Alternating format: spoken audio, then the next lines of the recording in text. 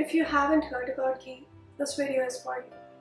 If you are familiar with ghee and use a store-bought one, this video will guide you on making ghee at home. If you are wondering about its health benefits, we got you covered. And if you are a step ahead in finding ways to flavor it, we will share two variations. This video is about making ghee from scratch. We will be making butter and then turn the butter into ghee. So let's get started. To make butter, you start with cream. For cream, either you can get fresh milk and after boiling and refrigerating, take out the top thick layer of the cream and store it in the refrigerator until you have enough cream to make butter. This is one way of extracting cream for butter. In India, this is a common practice for extracting cream every day, as the fresh milk is used every day in tea, coffee, and in other recipes. Another way is to use a store-bought heavy cream. The one I am using is non-homogenized and comes in a glass bottle.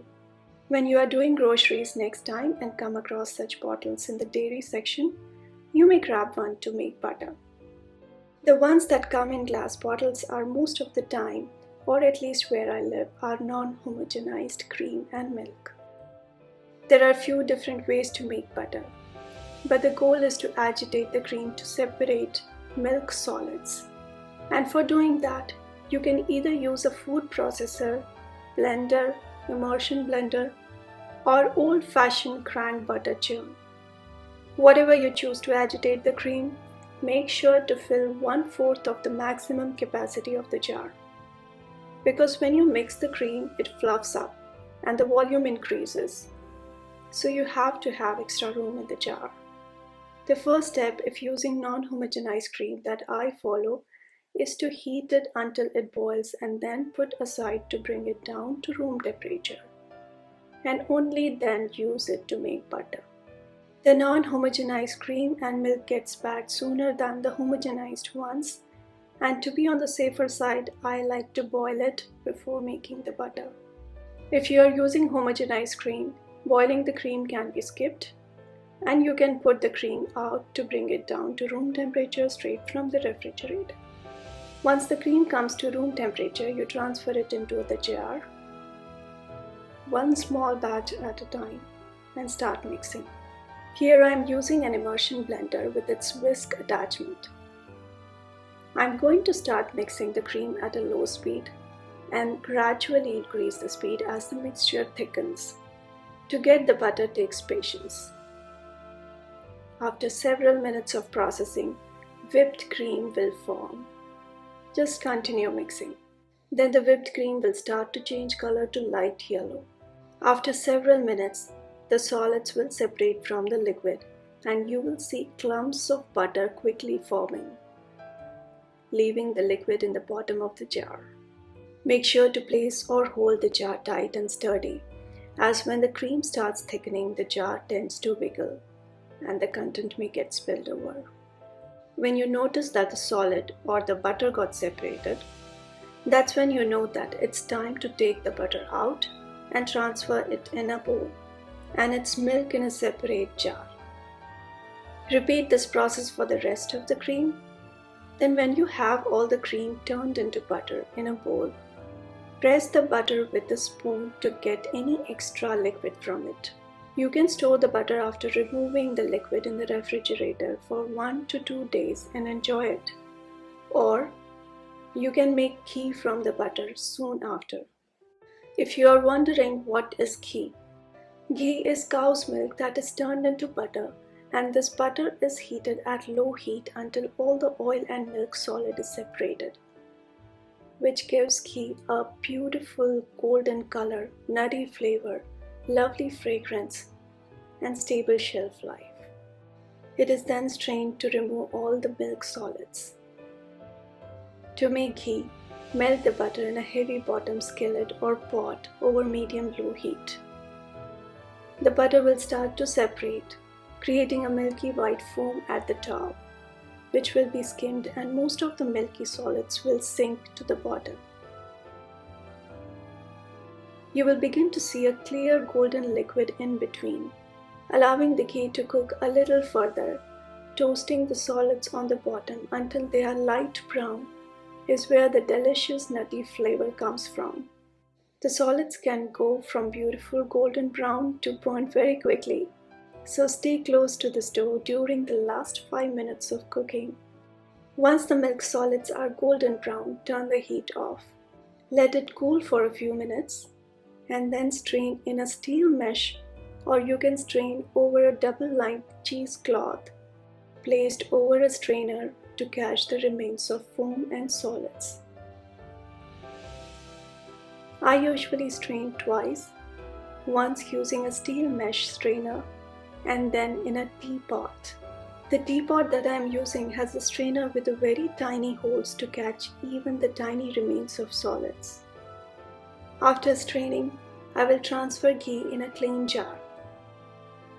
Always make sure to pour the strained warm ghee into a clean, sterilized, sealable jar. Then allow the ghee to cool and only then seal the jar.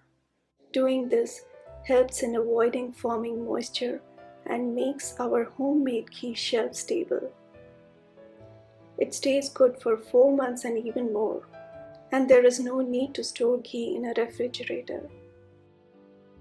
You might have noticed in stores or even might have tried different flavors of ghee. I'm sharing the ones that I like and make often. I make 2 variations apart from the plain ghee, one with turmeric and salt and the other with saffron. Ghee is loaded with goodness and is good for health, but at the same time it's important to understand that it should always be used in moderation, like you would use butter or oil in cooking. And if you like, you can add flavors to your homemade ghee. Here I am sharing 2 of my favorite variations.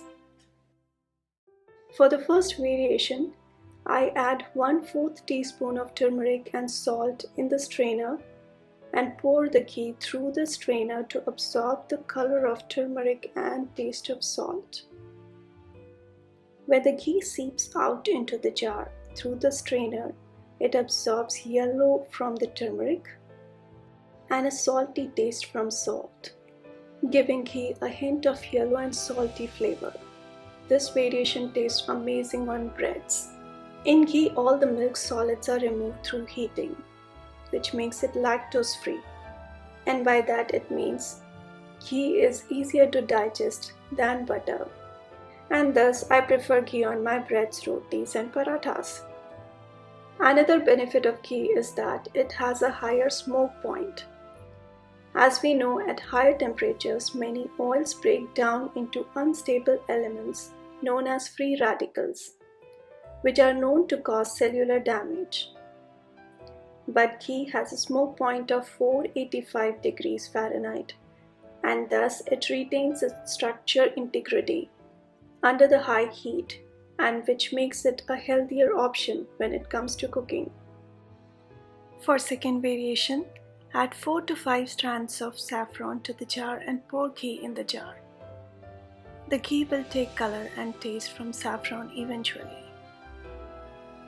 This version of ghee tastes good, especially with rice recipes and desserts. Even without any variation or added flavor, you would love ghee for its flavor and for its benefits. A few more benefits of ghee are that it has antiviral properties. It soothes the digestive system by helping heal and repair the stomach lining. It also aids in the body's absorption of fat-soluble vitamins. It contains butyrate, a fatty acid that has been linked to an immune system response that soothes and calms inflammation. It also contains vitamin E, one of the most powerful antioxidants found in food. I would also like to share a few tips for making and storing ghee that I learned with experience. Make ghee from the butter the same day, because then you don't have to worry about getting it rancid. Always strain ghee when it is hot in a steel strainer and never in a plastic strainer, as the hot ghee can burn the plastic. and always use a clean jar to preserve ghee for extended periods. Ghee should always be used in moderation, like you would use butter or oil in cooking.